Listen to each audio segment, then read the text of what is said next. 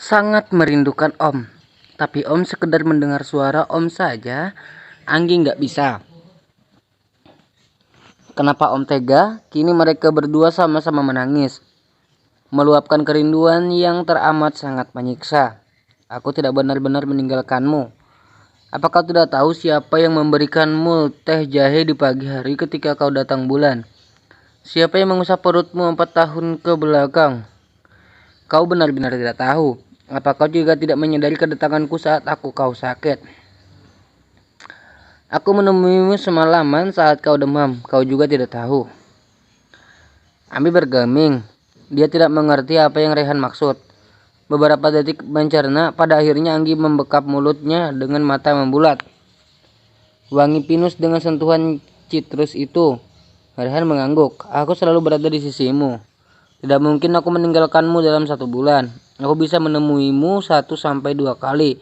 Namun aku melakukan itu saat kau sedang tidur. Pemilik asrama sudah bekerja sama denganku sejak awal. Begitupun dengan Napisa. Anggi terlihat menggelengkan kepalanya. Tapi kenapa Om melakukan itu? Anggi pikir Om benar-benar menelantarkan Anggi. Rehan tersenyum. Kembali merengkuh tubuh Anggi, membawa si gadis itu masuk ke dalam dekapannya. Aku melakukan itu karena aku tahu menahan rindu berat, Bi. Aku sengaja membuatmu kesal agar kau bisa bertahan di sana. Tapi Om hampir membuat Anggi gila. Tadinya Anggi ingin berpisah saja, tapi Anggi juga tidak bisa. Anggi sayang sama Om. Rehan menganggukkan kepalanya, mengecup puncak kepala Anggi berkali-kali. Jangan berpikir untuk pergi dariku. Apalagi alasannya aku tidak akan pernah membiarkanmu pergi. Sekarang tidurlah sebentar, nanti aku akan membangunkanmu. Anggi mulai mengerjapkan matanya perlahan. Dia sangat lelah sampai tidur sangat. Perjalanan dari Perancis ke Indonesia, belum lagi kegiatan panasnya dengan sang suami. Anggi menangkap kedua pipinya yang terasa sangat panas. Dia kembali teringat dengan apa yang telah dilakukan dengan suaminya. Anggi tidak menyangka jika dirinya mampu melakukan hal-hal yang sebelumnya belum pernah dia lakukan. Namun beberapa menit kemudian Anggi mengerutkan kening, menarik selimut dan langsung duduk mundur sampai dia terbentur sentilan ranjang. Sudah bangun? Tanya Rehan membuat Anggi langsung menoleh. Dia mengusap dadanya dengan napas lega. Syukurlah, dia pikir dia ada di mana. Kenapa sekarang dia malah ada di kamar luas dan besar seperti ini? Kita ada di mana, Om? Rehan berjalan mendekati Anggi. Kedua tangannya dia selipkan di punggung juga dilekukan lutut gadis itu. Kita ada di hotel. Aku sengaja membawamu ke sini sebelum bertemu dengan semua orang. Aku ingin menikmati waktuku bersamamu sebelum kita puas. Kita tidak akan pulang. Rehan menurunkan Anggi di bawah shower, tersenyum mengecup seluruh permukaan wajah Anggi dan berbisik. Sudah hampir 4 jam sore, mandilah, masih ada waktu untuk sholat. Anggi menatap suaminya lekat. Benarkah yang dia dengar? Rehan baru saja mengingatkan dia untuk beribadah. Apakah suaminya sudah berubah? Brak, wajah Rehan langsung memerah ketika tangan Anggi terkalung di lehernya.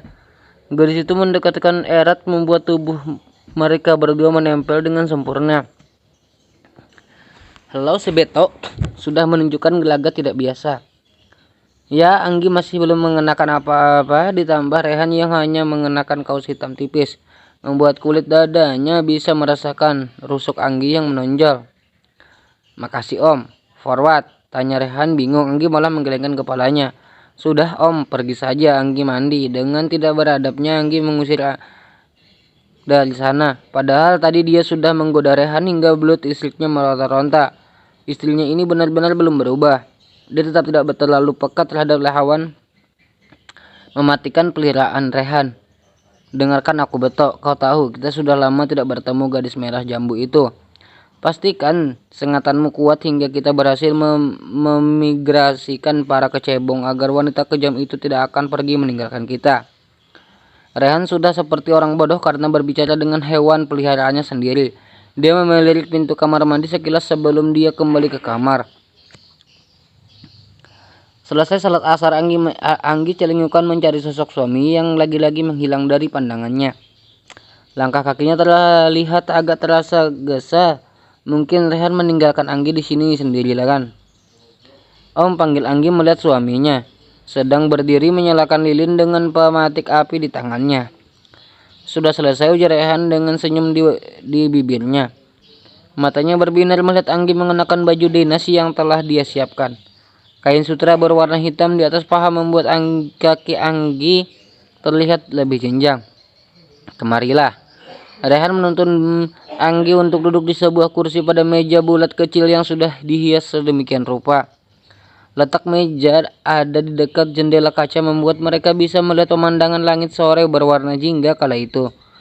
Kala suite room di sana adalah satu arah. Mereka bisa melihat suasana luar, namun orang di luar tidak mungkin bisa. Apalagi suite room ini terletak di lantai paling atas. Ini maksudnya apa, Om? Cake and semua makanan ini. Rehan mengangguk. Selamat datang kembali, istriku. Ini adalah sambutan sederhana yang bisa aku lakukan untukmu. Rehan beranjak dari kursinya, berjalan perlahan ke sisi Anggi lalu berjongkok dengan menumpukan satu kakinya. Anggi, aku tahu, aku mungkin bukan suami yang sempurna, aku bukan imam yang bisa kau banggakan, tapi aku akan berusaha untuk melakukan yang terbaik agar kau nyaman bersamaku. Anggi, putri, will you marry me? Kotak berderu hitam terbuka di depan wajah Anggi, sebuah cincin berlian terlihat sangat berkilau. Mata Anggi berkaca-kaca. Dia melihat cincin itu sekilas lalu kembali menatap suaminya. Yes, I will, Om. Rehan mau jadi istri Om. Rehan tersenyum. Dia mengambil cincin dari kotak itu dan menyematkan cincinnya di jari manis Anggi. Syukurlah gadis ini akan benar-benar menjadi istrinya yang sah. Dia akan segera mendapatkan hak paten seluruhnya. I love you. I love you. Anggi mengangguk dalam pelukan suaminya. Tetes air mata kebahagiaan kembali muncul. Semoga setelah ini hubungan mereka semakin kuat hingga tidak ada yang akan bisa memisahkan mereka kecuali maut. Astagfirullah. Anggi memekik sembari terduduk memegangi selimut di dadanya. Dia mengambil ponsel, menghidupkan ponsel itu dan menatapnya beberapa saat. Jam 8.15 malam. Ada apa, Anggi? Kenapa kau sangat serius seperti itu? Tangan besar Rehan melingkarkan pinggang Anggi dan paha gadis itu. Matanya terpejam menikmati kantuk yang sangat luar biasa. Sepertinya dia baru tidur beberapa menit yang lalu. Kenapa istrinya sudah ribut lagi? Kita harus pulang sekarang, Om. Rehan mengerutkan kening. Dengan susah payah dia membuka matanya ikut duduk seperti apa yang Anggi lakukan. Kembali tangan itu menarik pinggang ramping sang istri dengan kepala yang sengaja dia sandarkan di bahu putih menan mulus itu. Ada apa? Kenapa tiba-tiba, tanya Rehan dengan suara serak. Colek, tanya Rehan heran. Iya, colek, Om, colek. Ibu Bima berteriak dengan suara yang lantang. Dia turun dari lantai atas dengan langkah tergesa. Pria itu terus bergerak mencari Anjani yang entah ada di mana. Ibu, teriakan yang kesekian kalinya sukses membuat macan Asia keluar dari kandang. Hembusan napas kasar terdengar. Anjani tentu saja merasa kesal mendengar keributan di tengah malam seperti ini. Ada apa, Bima? Kenapa kau ribut tengah malam begini? Ibu capek mau tidur. Bima tidak menggubris pertanyaan Anjani. Dia langsung menarik tangan Anjani membawanya masuk ke ruang keluarga. Kenapa ada wanita gila di kamar Bima? Siapa wanita itu, Bu? Kenapa membiarkan orang gila masuk? Anjani menautkan alis mendengar Bima marah-marah tidak jelas seperti itu. Wanita gila apa, Bima? Mana ada wanita gila di rumah ini? Ucap Anjani semakin enggan meladeni Bima. Beberapa pasang mata menatap tajam seorang wanita yang kini sedang duduk di depan mereka dengan penampilan yang berantakan. Rambut khusus, kaos kebesaran dengan hotspot tertutupi kaos di oblong yang dia kenakan, juga riasan mata yang beleber kemana-mana. Mbok Jum, Anjani berteriak seketika itu juga. Mbok Jum datang dengan kepala yang tertunduk. Iya, Bu, siapa wanita ini? Kenapa dia bisa masuk ke rumah ini dan malah tidur di kamar Bima? Mbok Jum melirik wanita itu sekilas lalu kembali membuka suaranya. Nona ini teman Non Anggi, Bu. Tadi sore pas ibu lagi pergi sama bapak, Nona ini membawa surat dan menunjukkan surat itu sama Simbok. Surat apa? Tanya Anjani bingung. Wanita itu mengambil sebuah kertas dari dalam saku hotpan yang dia kenakan lalu menyodorkan kepada Anjani.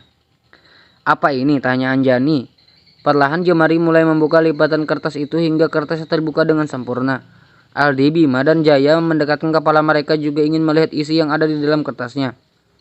Beberapa menit kemudian Anjani, Bima, dan Aldi saling tatap, namun tidak dengan Jaya. Dia malah mengangguk sembari kembali duduk di tempat semula. "Jadi kau teman Anggi?" tanya Jaya dengan bahasa Inggris. "Yes, Mister, I'm Carl." Wanita itu bersuara dengan senyum termanis yang dia miliki. "Lalu Anggi di mana?" sarkas Anjani, tidak ingin dibohongi oleh bocah di depannya. Bersamaan dengan itu terdengar suara mobil Rehan berhenti di depan halaman rumah mereka. Anjani langsung berlari menuju pintu keluar, begitupun dengan yang lain kecuali Colek. Wanita itu masih duduk memperhatikan interior rumah keluarga Jaya. Ayah sudah tahu ini kan sejak awal." Anjani menodong suaminya dengan tatapan maut. Jaya berdehem, tangannya terus bergerak menggaruk tengkuknya yang tidak gatal.